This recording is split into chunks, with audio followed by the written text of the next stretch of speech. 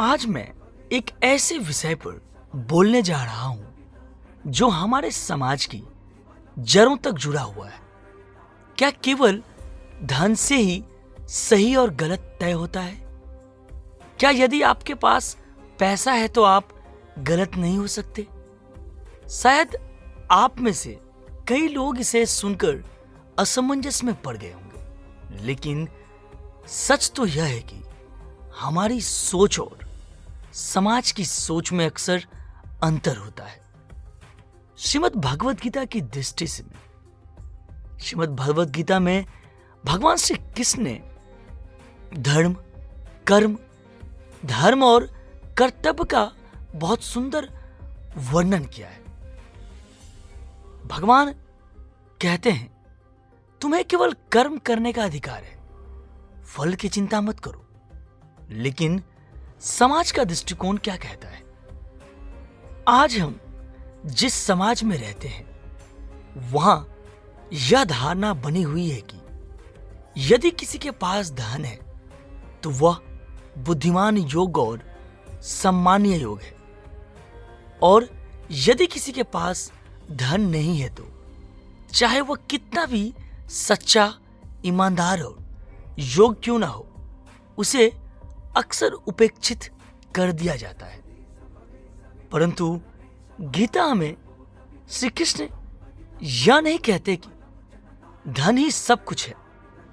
वे यह भी नहीं कहते कि धनवान होना पाप है, बल्कि वे यह समझाते हैं कि धन एक साधन है जो यदि सही तरीके से अर्जित किया जाए और सही तरीके से उपयोग किया जाए तो यह व्यक्ति को उन्नति की ओर ले जाता है। धन और समाज की मानसिकता। अब बात करते हैं समाज की सोच की। जिसके पास पैसा है उसकी हर बात सही है। क्या यह सत्य है? क्या केवल धनवान होने से व्यक्ति महान बन जाता है?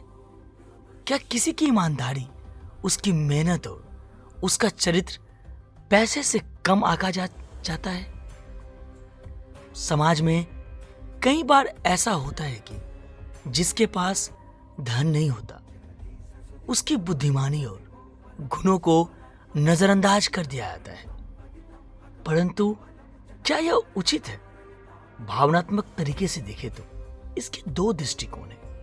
पहला दृष्टिकोण, एक राजा था, बहुत धनवान, लेकिन उसने धन के मद में अपने ही गुरु को अपमानित कर दिया। परिणाम स्वरूप उसने अपना सब कुछ खो दिया। दूसरा दृष्टिता, एक साधारण किसान जिसने ईमानदारी से अपना जीवन जिया, अपने नैतिक मूल्य से प्रेरित होकर लोगों की सेवा की।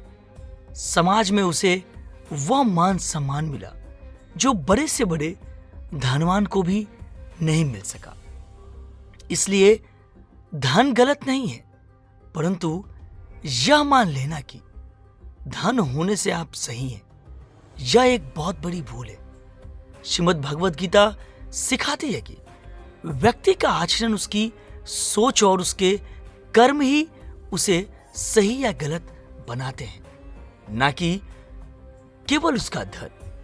हमारा कर्तव्य है कि हम अपने धन का उपयोग अच्छे कार्यों में करें, समाज में न्याय और सच्चाई का साथ दें, और यह कभी ना भूले कि संपत्ति समाप्त हो सकती है, लेकिन सच्चाई और कर्मों की पहचान कभी नहीं मिटती। अंत में दोस्तों यही कहूंगा कि हम सब मिलकर यह संकल्प लें कि हम केवल धन को ही सफलता का मापदंड ना माने, बल्कि ईमानदारी, परिश्रम और सत्यनिष्ठा को भी उतना ही महत्व दे। क्योंकि गीता में श्री कृष्ण हमें यही सिखाते हैं कि धर्म, कर्म और सच्चाई से अर्जित धन ही वास्तविक धन होता है। जय श्री कृष्ण।